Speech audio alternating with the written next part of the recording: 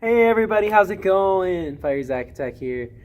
Trying to find a good angle for this phone. Okay, there we go. That's a little better. Anyways, I am in the dining room late at night. Which I don't actually know if you're supposed to be in here late at night, but the door was open and there's a piano in here, and all the other pianos seem to be either, I don't know, they're in places that I don't want to be at the moment. So I found this one, and I'm excited to be here for my weekly worship video. Tomorrow I actually have my worship set in the prayer room, which is exciting. But this week has just been really, it's been different because like last week I had the week off social media and that was insane and God was everywhere. And like since I've come back on social media, it's been harder to find him because I think there's been less of an intentionality. Because like when you're doing a fast like that, either food fast, media fast, any kind of fast, when you're just specifically dedicating something to God, it's easier to focus on him and see him in every day. But when you aren't doing something like that, where you're so focused, it's easy to just kind of get caught up in the normalness of life and the mundaneness of life. Especially like yesterday, I was so caught up in the mundaneness of life, and it was so, everything just kind of felt like a burden rather than a joy. Like I woke up for work yesterday. I didn't want to be there. I was at class yesterday. I was like falling asleep, didn't want to be there. Even worship rehearsal last night was just like super hard because I felt isolated and like disconnected, and it was just like all of these feelings of just just like life was a burden, like I wasn't important. And there's two things I learned that God has really spoken to me, and I feel like are going to be themes that stick with me throughout the entire month of November and maybe the rest of my life. But one thing was just along the lines of everything feeling like a burden, like that the things that I have right now, like classes and work, like they're actually a privilege. And sometimes it's so easy because of how mundane things get and how constant things get to look at them and to see them as a burden rather than a joy. But really they're a privilege, they're a joy to be able to do those things. And I'm just trying to look at them with a more of an attitude of gratitude for sure. And then the other thing was just feeling not important, feeling isolated. And that was just like on my worship team the other night. Like I was just kind of the background piano guy, just sitting behind a piano, and everybody else was laughing and jumping and dancing. And I don't know, sometimes it just kind of feels lonely not being able to have as much freedom in worship on the stage as I do on the ground, because I love waving my flags and dancing on the ground. And so being stuck behind a keyboard isn't always as much of a joy. But see, the thing about worship, though, is it isn't about us receiving joy. It's about us giving God glory. And so what I learned from that is actually that even though I was feeling like I wasn't important, there's actually a reason why that stings so hard, is because it's true. We aren't important and we aren't essential. And it's a hard truth because it sounds like something Satan would say, like, you're not important. But the reality is we're not. We're not essential. We're not necessary for God to carry out his plan. And he can move just as much apart from us as he does with us.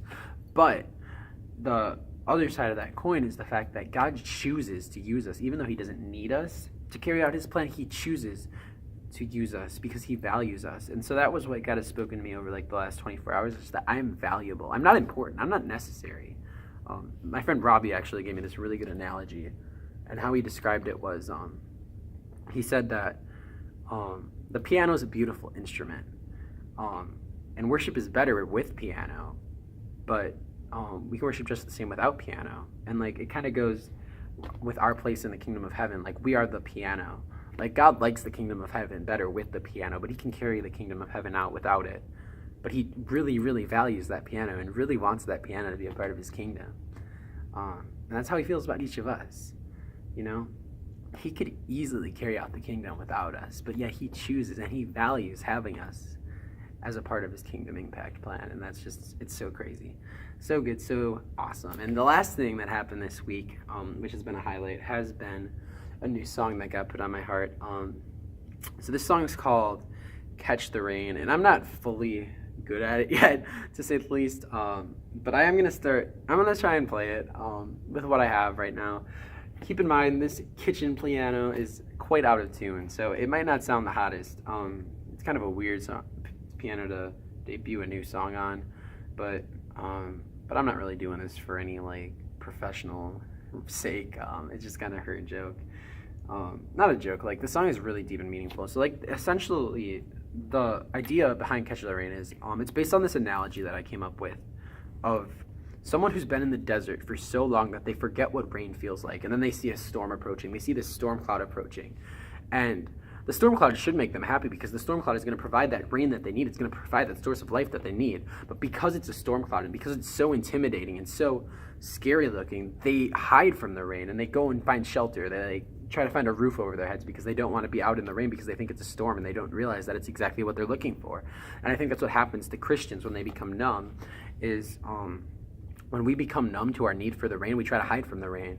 And even though it's the only thing that'll stop us from being dry, we don't realize that we need it. So when it's coming, rather than go and dance in it and catch that raindrops, just catch them and just like dance amongst that beautiful source of life, we just hide in the things of this world because we are more comfortable with that.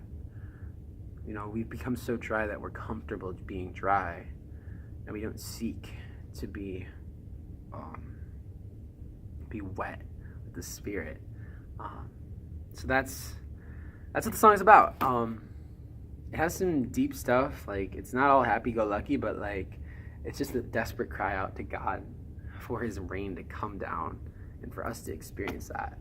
So I'm gonna sing that as much as I can remember without looking at the lyrics, because the lyrics are on my phone and I'm using my phone to record, so hopefully I remember the words. And then in addition to that, the other thing that I'm going to do is I might sing more songs afterwards, depending what happens here. So yeah, let's jump in. Here we go.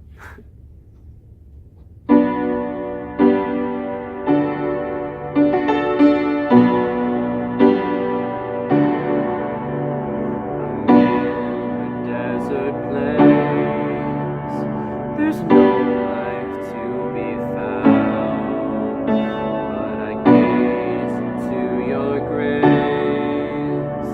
It's coming like a storm cloud. I'm in the desert place. There's no life to be found, but I gaze into your grace. Like a storm cloud, God help me catch the rain, help me catch it as it falls. God, please help me catch the rain. I don't wanna be dry anymore. God, help me catch the rain, help me catch it as it falls.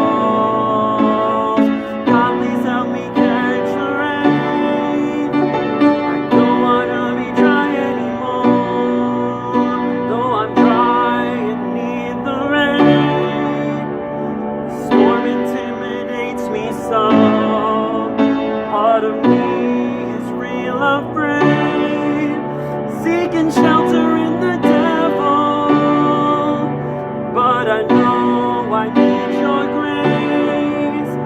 It's a storm I must step into, so help me God to dance and sing to the downpour of revival.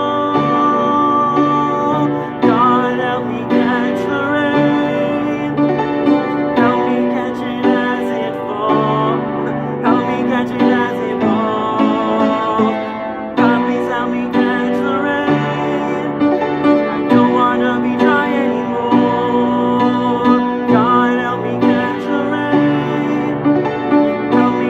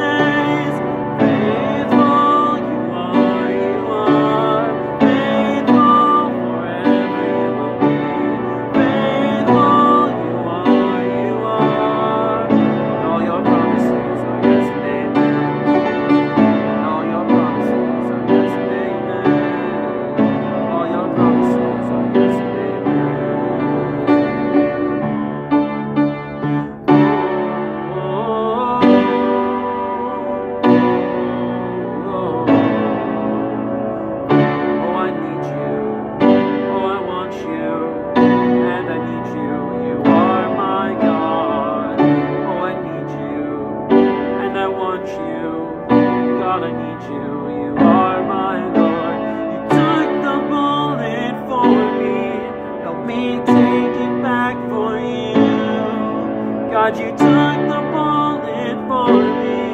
Was it worth it? Was it worth your blood? Oh, I love you, son, I chose you, my beloved, you are my son. Oh, I love you, and I chose you, my beloved, I am your God. I took the bullet for you, it was worth it, it was worth my blood. I took the bullet for you, you were worth it, you were worth the blood. No, I need you, no, I want you, and I need you, you are my God. Oh, I need you, and I want more of you, and I need you, you are my God.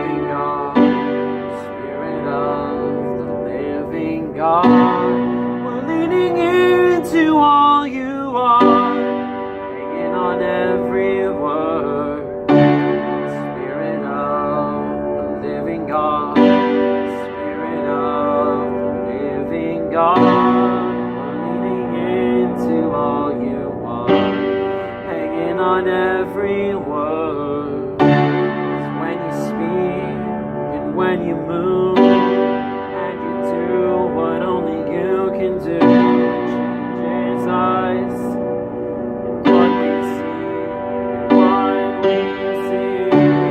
When you come in the room and you do what only you can do, it changes us. What we see and what we see.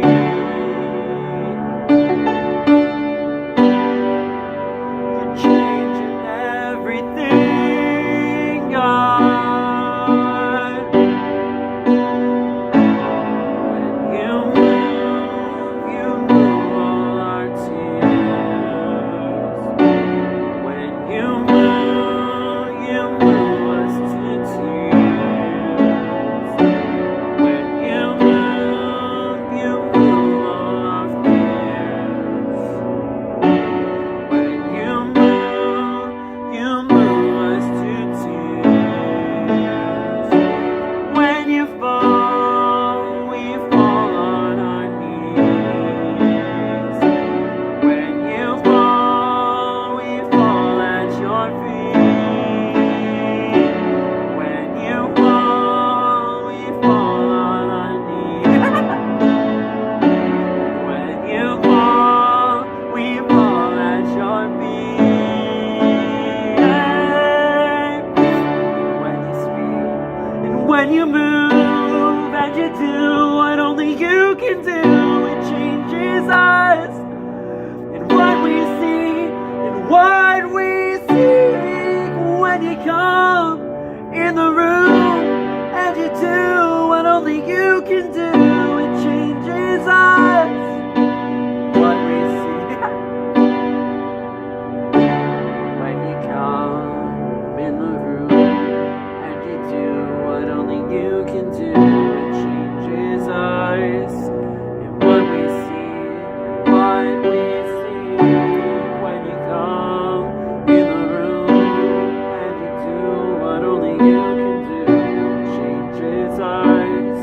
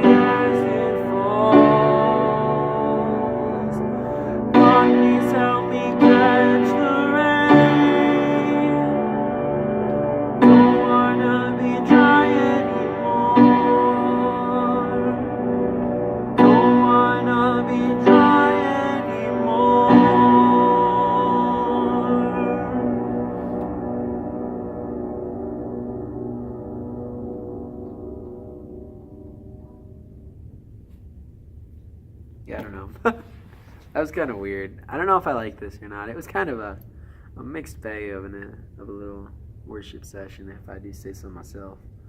But I'll take it. Not bad. Could have been worse. Certainly could have been worse. It can always be worse with worship. I mean, I guess you could never really get bad with worship. Like, even bad worship is still worship.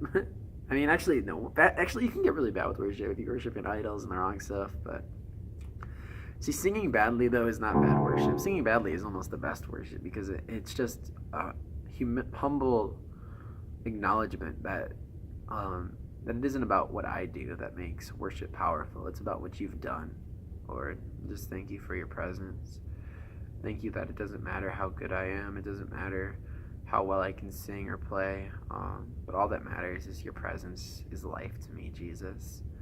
So help me to catch the rain, God. Help me in my desert place, God, to catch your rain, to seek it, God, not to hide in the shelter of what I'm comfortable with, Lord, but to step out into that storm for the revival that I need.